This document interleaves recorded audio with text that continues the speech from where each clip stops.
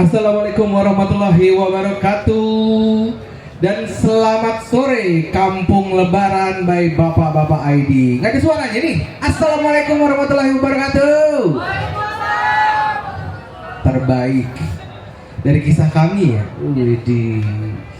Sekarang sudah waktunya Benny Bibet tampilkan yang spesial. Yang tadi udah gue kasih tahu ya. Berarti hari Jumatnya yang spesial. Betul. Yang spesialnya itu kita nanti sebentar lagi ya bakal ada talk show atau you name it podcast ya dengan tema inner peace. Dari siapa ini? Dari Kisah Kami. Kisah Kami ini adalah podcast tentang pemberdayaan perempuan dan punya tagline kalian tidak sendiri, kami bersama kalian. Itu dia tadi Kisah Kami. Langsung kita panggilin aja ya. Ada Mbak Karina Latif. Silakan ke stage. Sini Mbak. Monggo. Assalamualaikum. Waalaikumsalam. Sehat ya, fit ya? Iya betul. Kalau kurang fit bisa ngobrol sama Fit Hub tuh sebelah situ. Boleh masuk ya. Masuk dong. Dan narsumnya nih yang akan membicarakan inner peace. Gue kayak Kung Fu Panda, inner peace gitu. The one and only Ustadz Fahmi. Silakan Pak Ustadz. Assalamualaikum. Waalaikumsalam warahmatullahi wabarakatuh. Aduh, belum, baru salaman aja saya udah ngerasa peace. Gimana nanti udah ngobrol? Mbak Karina dipecat dulu itu ya. Oke? Tes. Nah, waktu dan tempat kami persilahkan. Makasih Mas Benny. Assalamualaikum semuanya bagi pengunjung Kampung Lebaran. Saya Karina selaku dari CEO Kisah Kami. Terima kasih untuk Kisah Kami diberikan tempat. Kita di sini bisa berbincang lebih dalam. Sebelumnya mungkin aku memperkenalkan apa sih sebenarnya Kisah Kami ini. Kisah Kami ini tuh adalah salah satu wadah yang dimana mengenai A to Z-nya permasalahan dari perempuan-perempuan Indonesia. Nah, saya selaku perempuan Indonesia, wanita Indonesia yang dimana kan kita juga ada keluh kesah, problem-problem, tapi jangan sampai salah untuk mengambil keputusan atau jalan yang akan kita tempuh ke depannya. Kan banyak nih kayak emosional, perempuan tuh paling banyak tuh emosionalnya. So, maka itu aku bikin satu wadah, satu podcast adanya Kisah Kami. Itu sebenarnya terinspirasi dari semua perempuan-perempuan Indonesia. Mana nih tepuk tangannya? Aduh. Ini mentang-mentang baru mau mendekati buka ya Tat ya. Betul. Udah ini aja, udah diem aja ya, paham sih. Memang kalau mau waktu berbuka tuh rasa-rasanya berat banget ya Tat ya. Jadi sebelumnya, aku perkenalkan juga Kisah Kami juga di sini ada Pak Ustadz Fahmi. Assalamualaikum Bapak. Waalaikumsalam warahmatullahi wabarakatuh. Nah di sini kita mungkin akan membahas satu permasalahan yang common juga, karena memang ini kita udah di tengah, udah mau di akhir ya Ustadz ya. Udah di akhir. Masuk 10 hari. Betul. Ramadan ini. Jadi biasanya nih gimana sih cara kalau perempuan-perempuan ya, karena ini Kisah Kami. Jadi aku mewakilkan para sahabat kami di rumah, ini gimana sih untuk mendapatkan kedamaian hati, ya kan? Itu banyak banget problematikanya juga dari perempuan-perempuan ini. So sebelumnya kita tanya-tanya sama Ustadz, jadi aku terima kasih banget dengan bapak-bapak.id yang telah mempersilahkan kerjasamanya untuk Kisah Kami. Sekali lagi terima kasih untuk bapak-bapak.id memberikan Kisah Kami kesempatan untuk duduk bersama Ustadz. Dan untuk para audiens mungkin kalau misalnya ada yang mau nanya-nanya, monggo nanti di akhir kita bisa bertanya jawab dengan Ustadz. Nah, jadi ngebahas inner peace. Kalau bahasanya sekarang tuh anak-anak muda ini Gen Z milenial inner peace, Tad. Nah sebelumnya Ustadz tahu kan tuh inner peace itu apa ya kan? Kedamaian dalam hati ya kan? Ada aja ya bahasanya ya kan? Ini biasanya kalau di Islam atau di Ustadz pasti ada tuh bahasanya lagi ya kan, kedamaian dalam hati. Terutama kedamaian dalam hati ini kalau di akhir-akhir Ramadan tuh banyak banget nih berat banget. Nah itu gimana tuh Tat? Mungkin kita bisa buka dari sini. Baik. Bismillahirrahmanirrahim. Assalamualaikum warahmatullahi wabarakatuh. Sebagaimana kita ketahui bahwa yang namanya hati adalah modal dari segalanya. Sebagai dalam di hadis katakan ala wa inna fil jasati mudghah wa idza salahat salahat jasadu kulluhu wa idza fasadat fasadat jasadu kulluhu. Artinya di dalam tubuh ada sebongkah daging yang dikatakan namanya hati. Kalau hati itu baik, maka baik seluruh, baik kehidupannya, perilakunya, adabnya, segala macamnya.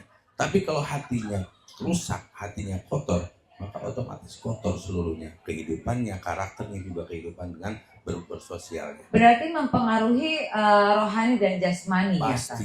Pasti. Segitu besarnya efek hati ya. Betul. Jadi diawali dari hati yang paling dalam.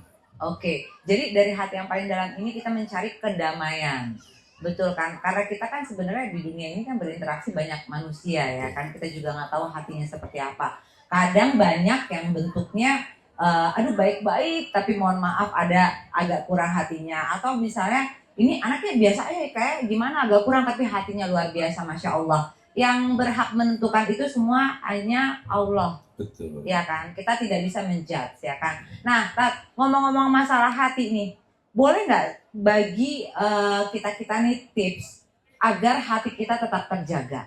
Terus kita tuh langkah-langkahnya apa aja ya? Karena kan kalau apalagi ini kita bersama kisah kami di mana tuh 100% isinya tuh perempuan Indonesia, yang namanya perempuan itu kan nggak lepas dari kadang-kadang ada ibu-ibu aja karena aduh dia baru beli ini aku juga pingin, tanpa dia sadari. Nah itu gimana cara menjaga untuk kedamaian hati bagi para perempuan Indonesia? Baik. Sebetulnya nggak hanya untuk perempuan tapi seluruh manusia. Di dalam satu surat ayat Toha dikatakan waman a'rada an dzikri fa inna lahu ma'isyatan dhanka. Dikatakan oleh Allah Subhanahu wa taala, barang siapa yang berpaling dari peringatanku, maka hatinya akan rusak.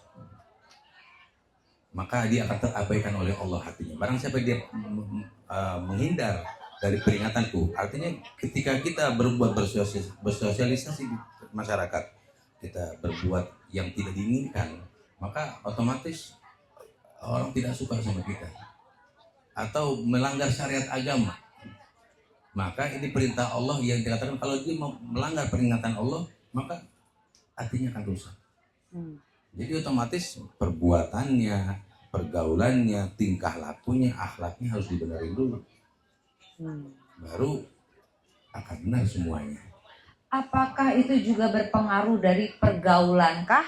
Makanya kan ada inner peace, inner circle. Jadi sebenarnya dilihat dari vibe pertemanannya juga ya, lingkungannya juga mempengaruhi ya Tat ya. Pasti. Jadi bagi kalian nih kalau misalnya emang ini di bulan Ramadan ini kan emang penuh dengan bulan suci ya kan. Kalau bisa kita tingkatkan ibadah kita. Nah itu tuh kita juga harus lihat-lihat juga ya kan. Kan ada juga nih istilah kasarnya yang kalau misalnya kita beribadah nih, ada juga kata teman-teman ya kan, namanya milenial Gen Z ini harus kuat ya kan. Udah sini aja kita ke kafe gitu ya. Bukan buka puasa tapi udah di siangnya gitu loh saat kayak gitu kan agak susah menjaga nih. Apalagi kita kan ngomongnya ke para Gen Z yang dimana emosionalnya tuh tidak stabil nih Tat. Nah itu sih sebenarnya yang aku pengen tanyakan tuh gimana cara menstabilkan emosional Gen Z ini supaya ya yuk kita berlomba-lomba yuk khusus di bulan Ramadan ini, ayo kita beribadah dengan khusyuk, apalagi kan ini udah sebentar lagi kita udah mau bye-bye sama bulan Ramadan kan. Nah itu tuh kayak gitu-gitu tipsnya untuk para Gen Z, gimana tuh caranya untuk mendapatkan hati yang tenang, hati yang baik kan otomatis diawali dari pertemanannya dia itu dulu. Baik. Yang pertama mungkin dia harus pandai-pandai mengambil berteman pertama. Yang kedua dia harus melihat lingkungannya. Yang ketiga dia tetap harus memegang syariatnya dia dalam beragama. Misalnya kita berpuasa itu kan tetap orang sekarang ini berpuasa banyak, tapi buka puasanya di tempat yang nggak ada musolahnya. Betul. Akhirnya sholat maghribnya lewat. Betul. Kira-kira puasanya bagaimana? Itu dia tuh. Gimana tuh Ustaz? Nggak bisa. Kalau misalnya di jalan Ustaz, kan sekarang dengan kemacetan Jakarta kan Oke. kita nggak bisa kan, karena kan para milenial terutama atau Gen Z kan juga mereka kan bekerja. Seperti itu tuh gimana tuh Oke. Ustaz? Kalau mereka yang bekerja, mereka bisa siasatin. Saya pengalaman dulu waktu saya pernah kerja di Beringin Line. Mm-mm. Tetap aja ketika mereka waktunya mau masuk Ramadan, mau masuk berbuka puasa, maka dia harus bisa mensiasati. Ini keburu nggak? Kalau saya nih naik mobil umum sampai nggak maghrib atau bahkan sampai rumah biasanya isya, berarti sudah terlewati. Kalau memang dia masih bisa, kerjakan yang wajib dulu. Kan kadang-kadang orang ini ngejar waktu, pengen terawih. Terawih sunnah nggak sih? Terawih kan sunnah. Sunnah. Dia tinggalin maghrib cuma buat ngejar terawih. Ini yang salah kamu. Oh gitu. Ya, terawih ini nggak ada orang kadang bilang begini, ya Allah, dia nih berjamaah sholat terawih, tiba-tiba ada temennya yang lewat nggak sholat terawih, dia bilang kesian amat tuh orang nggak sholat terawih. Ini kan satu akhlak yang buruk, ini hati yang kotor juga. Kita nggak tahu orang yang nggak terawih saat itu dia mencari nafkah buat anak istrinya mati-matian. Dan dia punya niat juga dalam hati padahal bahwa dia nanti ketika pulang dia akan sholat terawih sendiri. Toh nggak ada masalah. Betul. Berarti hati kita yang kotor. Oh udah seuzon. Sudah Sudah seuzon. Ini kebanyakan. Banyak hampir seperti itu tuh. Melihat, nggak puasa. Kayak misalnya kita lihat semua orang seperti itu. Jadi ada orang nggak sholat. Itu udah berprasangka buruk sama orang lain. Udah seuzon jatuhnya ya Ustaz ya. Seuzon. Nah itu tuh kalau cara untuk menyikapi seperti itu tuh gimana? Padahal kan sebenarnya memang ya sih memang itu nggak baik ya untuk berprasangka buruk, karena aku tahu prasangka buruk itu mempengaruhi kita juga kan. Makanya kan kalau di sini makanya kenapa sekali lagi kisah kami membawa tema inner peace itu, karena semua itu kalau aku rasa ya itu dimulai dari dalam hati. Dalam hati akhirnya timbullah kedamaian. Betul. Ketika ada kedamaian otomatis kita juga berinteraksi sama manusia tuh enak gitu ya. Betul. Sudah tidak ada berprasangka buruk. Bahkan kita juga diajarkan di agama kita juga tidak boleh kan. Allah kan sangat benci kan gitu ya. Oh gitu ya, sepenting itu ya. Ya, bahkan boleh saya sampaikan satu. Boleh. Begini,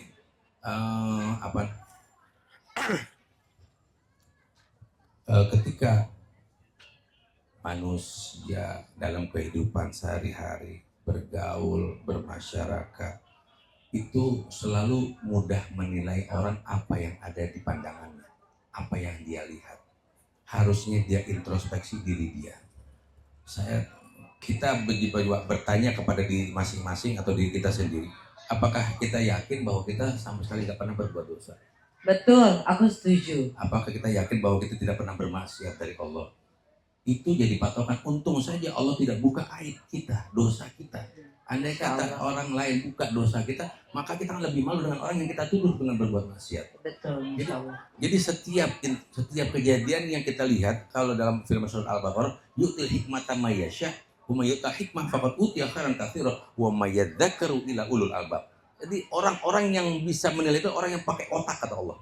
Ulul albab, orang yang punya pemikiran yang cerdas, nggak langsung ngambil kesimpulan, nggak tergesa-gesa menyimpulkan seseorang perbuatannya itu baik atau buruk. Boleh saya kasih contoh? Boleh. Satu analogi. Boleh. Begini.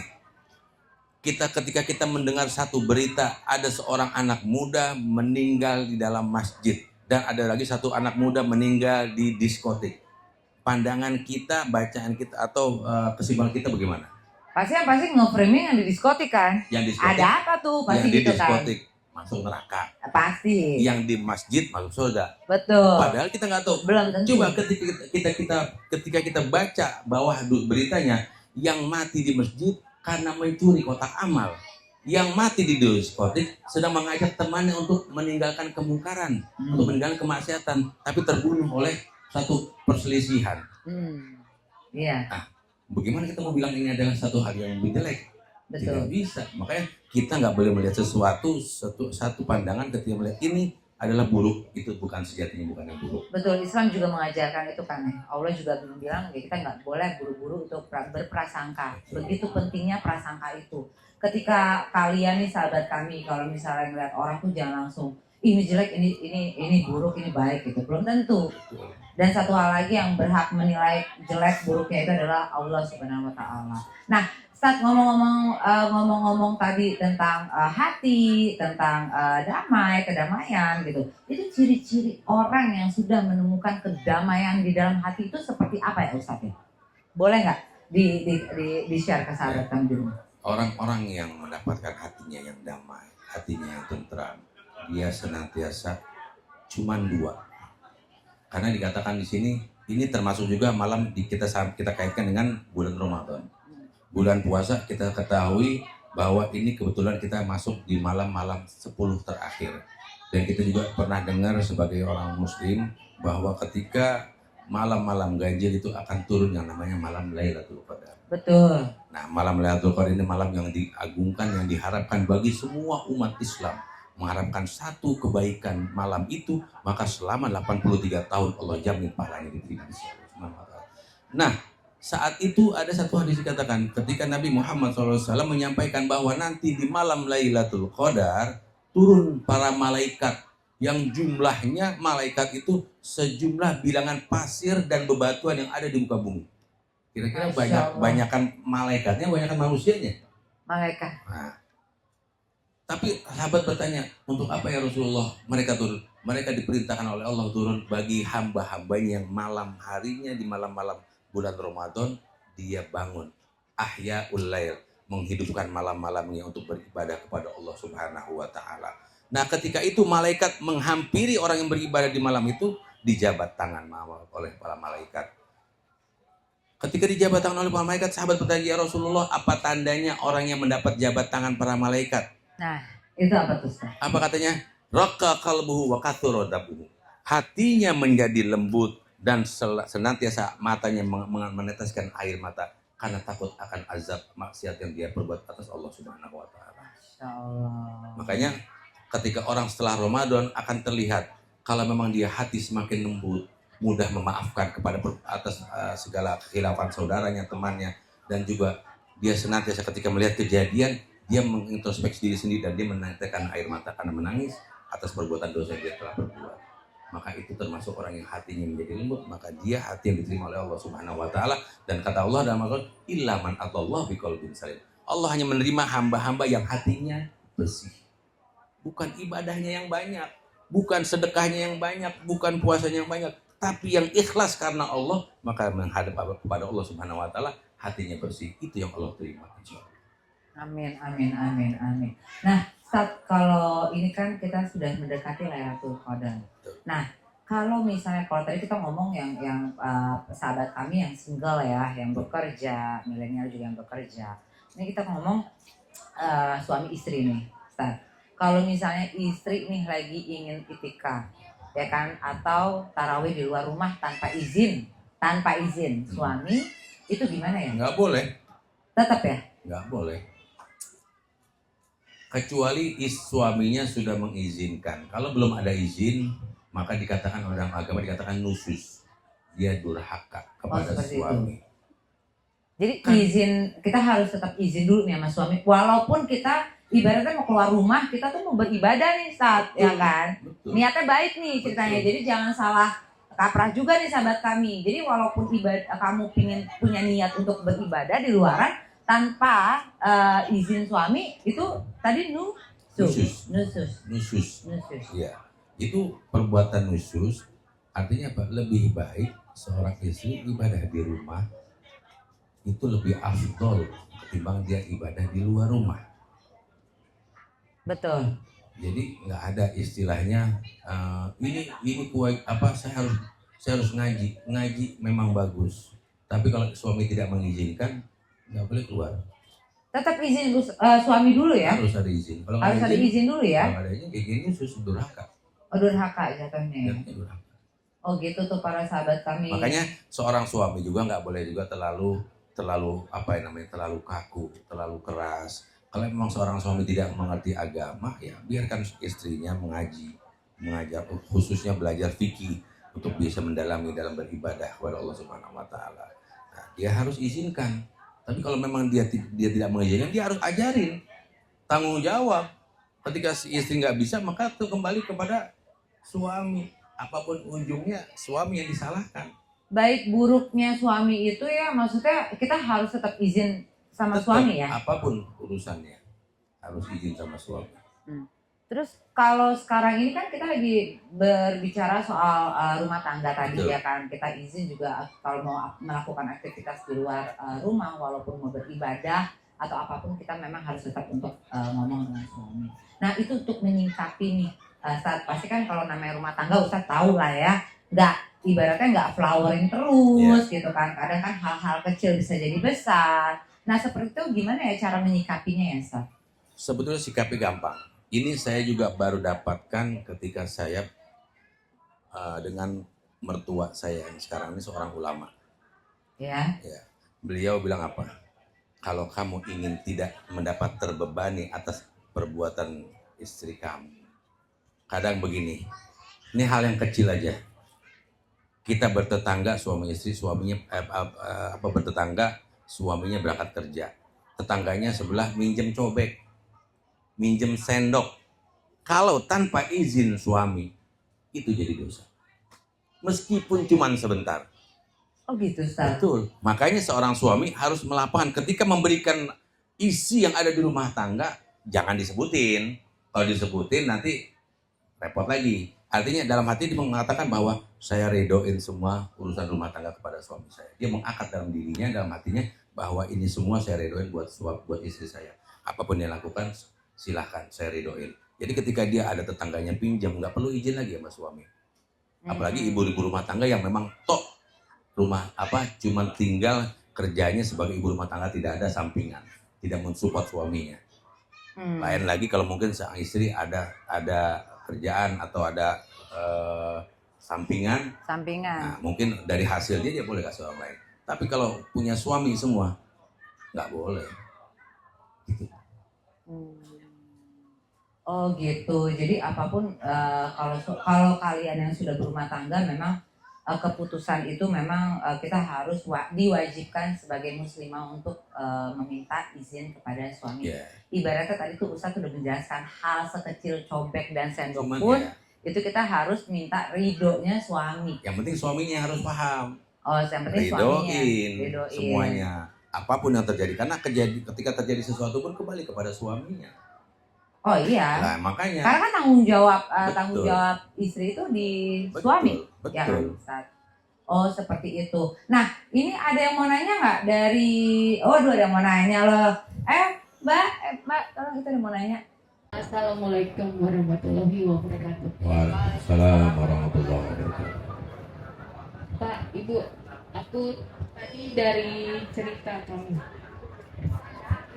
Pak, aku ada pertanyaan. Kalau sekarang ini ada populernya itu dengan syariah, bisa diinformasikan ke aku definisi dan arti syariah itu di ukuran untuk sekarang milenial itu gimana Pak? Makna syariah, arti dan definisi syariah untuk zaman milenial sekarang. Karena untuk digital dan aplikasi itu banyak sekali. Karena transformasinya itu kalau misalnya sekarang ini dari YouTube bisa. Kalau misalnya di situ dari aplikasi ditransformasi misalnya dengan kalau Islam dan Islamik atau di situ dengan Muslim, untuk kriteria dunia akhirat itu ada langsung ditransformasi ke aplikasi bisa melalui program. Dan untuk kata syariah itu, untuk definisi dan artinya itu, kalau aku di situ tanggapnya ada tradisi yang dimaknai sampai sekarang. Kalau untuk sekarang zaman milenialnya itu arti dan definisi syariah itu gimana Pak? Baik. Bismillahirrahmanirrahim. Dari Ibu siapa? Tadi makanya nih. Ibu siapa tadi maaf? Ibu Di. Oke, Ibu Di. Begini. Al-Quran Allah turunkan itu nggak mungkin hanya untuk di musimnya ketika Nabi Muhammad turun. tapi untuk seluruh alam dan untuk sepanjang zaman. Jadi Al-Quran menurunkan hukum-hukum syariat-syariat itu insya Allah semuanya sesuai. Ketika batasan itu mudah diukur dengan hati kita. Hati ini adalah kalau bahasa bilang orang mata batin ya, atau dikatakan fuad. Jadi kalau memang kita nisri ibadah kita benar, lurus, itu akan terfilter sendiri berkaitan dengan apa yang ada di Al-Quran. Jadi hukum-hukum syariat sekarang mungkin kita bisa, makanya di hukum itu fikih itu banyak sekali perbedaannya karena mensikapi zaman. Ada beberapa keputusan yang tidak mensikapi zaman, tapi ada beberapa mazhab yang bisa mengikuti. Ada mazhab Hanafi, ada mazhab Hambali. Makanya itu ada yang mereka bisa ikutin, ada yang mereka tidak bisa ikutin. Artinya kembali lagi ukurannya kepada hati kita. Kalau tidak berkenan kepada hati kita, berarti jangan dikerjakan. Karena pada dasarnya fitrahnya manusia itu ingin kebaikan. Betul. Jadi kuncinya Budi ya dari hati, dalam hati ya berarti ya. Ya. Untuk menyikapi syariat itu di zaman sekarang. Karena memang banyak pro dan kontra. Saat jujur. Karena kan kalau di sini dulu pada zaman Nabi kan nggak ada ini, nggak ada digital, nggak ada YouTube, nggak ada media sosial. Tapi sekarang udah ada nih. Nah, itu makanya pertanyaan yang bagus juga dari Ibu Di, ya menyikapi zaman sekarang dengan hukum-hukum syariat yang berlaku sekarang kan Muslim gitu sih. Jadi kebaikannya tuh sebenarnya tolak ukurnya ada dalam hati. Kembali lagi Kak, dengan tetap ada syariat-syariat ada di Al-Quran kita baca, tapi kembali kita filter melalui hati. Hukum nggak semuanya bisa kita terima. Jadi pentingnya itu adalah hukum dari Allah ya. Apapun yang terjadi di zaman sekarang pun tetap itu kita berpatokan syariat Islamnya. Iya kan, Ustaz? Aku jelasin lagi berarti kita tetap berpatokan dengan hukum-hukum Allah. Betul. Yang sudah diturunkan mungkin dari zaman dulu lah. Betul. Ya kan. Ya ini kan hanya ibaratnya namanya perkembangan zaman pasti ada. Pasti ya ada. Kan? Ya tapi kan kita balik lagi sebagai muslimah ya kita memang harus menaati aturan dari Allah. Nah, mungkin ada lagi Budi kalau misalnya memang mau bertanya-tanya nanti mungkin datang ke kajian Ustadz Fahmi mungkin ya Ustadz ya. Nah ini intinya balik dari berawal dari hati ya Ustadz ya. Pentingnya hati untuk kehidupan kita sendiri nih, kita dulu ya. Karena itu akan tercermin dari perilaku kita. Ya. Betul ya? Betul. Iya karena kan itu dari hati pun jadi damai. Nggak ada seuzon, berburuk sangka, seperti itu ya Ustaz ya. Oke, ini kita udah berapa menit lagi mau menuju buka puasa? Bentar lagi ya. Oke, sekali lagi aku ucapkan saya Karina terima kasih udah diberi kesempatan untuk duduk bersama Ustadz Fahmi di sini. Bisa sharing, mungkin nanti kalau untuk lebih dalamnya lagi mungkin bisa datang ke kajiannya Ustadz Fahmi ya kan. Nah tapi untuk sementara ini kita karena waktunya terbatas, jadi saya ucapkan terima kasih atas diberinya bapak-bapak.id Kampung Lebaran diberi kesempatan kepada kisah kami untuk mengisi acara di sini. Nah sekali lagi nih sebelum buka puasa mungkin yang di ujung sana tuh ada roti bakar AA, langsung ke sana langsung lurus ya kan. Itu langsung di order. Kenapa? Karena kita harus berbuka dengan yang manis dan Thai tea-nya juga enak banget. Silakan di order ke roti bakar AA. Makanya harus rame-rame. Nah sebelum aku tutup juga jangan lupa follow Instagramnya Kisah Kami Official di Instagram dan jangan lupa subscribe juga YouTube-nya Kisah Kami Official.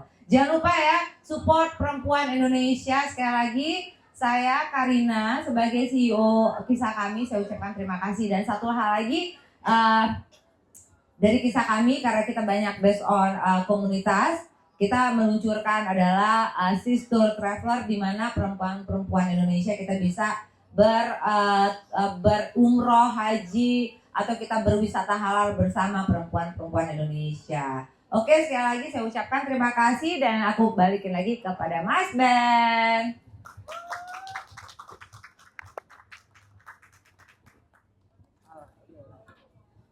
Alhamdulillah, terima kasih sama-sama Mbak Karina dan Pak Fahmi. Gitu ya, jadi para wanita atau para perempuan khususnya yang ada di Kampung Lebaran ini kayaknya kecemasan atau keresahannya udah mulai kekikis sedikit. dari Insya Allah, jawaban-jawaban Pak Ustadz tadi ya. Mudah-mudahan ya. Gitu. Jadi kalau misalkan emang ada pertanyaan yang lebih, silahkan follow Instagramnya ya. Bisa kami. Dan bisa DM kali Mbak ya? Bisa, kita open banget. Sebenarnya kisah kami juga kita punya satu komunitas juga kajian. Nah, Oke. nanti bisa tanya jawab atau bisa juga follow TikToknya. Ustadz Fahmi juga lagi gencar-gencar live TikTok kok sekarang. Jadi kalian kalau ada apa-apa bisa langsung nanya. Siap. Jam berapa? Tiap jam berapa itu? Jam berapa tuh Jam Ustadz? 10 malam. Jam 10 malam. Berarti Ba'da Tarawih. Isya sama Tarawih ya. Terawih. Keren banget. Keren nggak Lanjut tuh ya kan? ibadahnya, ya kan? Kalau saya habis Isya, habis Tarawih udah begini. Biasanya. Kekenyangan, kamu kebanyakan makan. Gula itu gula. Jangan fokusin enggak dong, Mbak. Gula tuh saya singkirin satu-satu. Baik, terima kasih untuk kisah kami ya. Sama-sama udah mensupport kisah kami juga loh. Jangan lupa mensupport perempuan Indonesia tentunya Pasti, ya kan, di support luar perempuan sana. Indonesia. Saya juga mau, oh ya tagline-nya adalah kisah kami. Iya, nanti pas closingan tentunya kalian tidak sendiri, kami bersama kalian. Kalian tidak sendiri, kami bersama kalian. Terima kasih. Terima kasih semuanya. Assalamualaikum.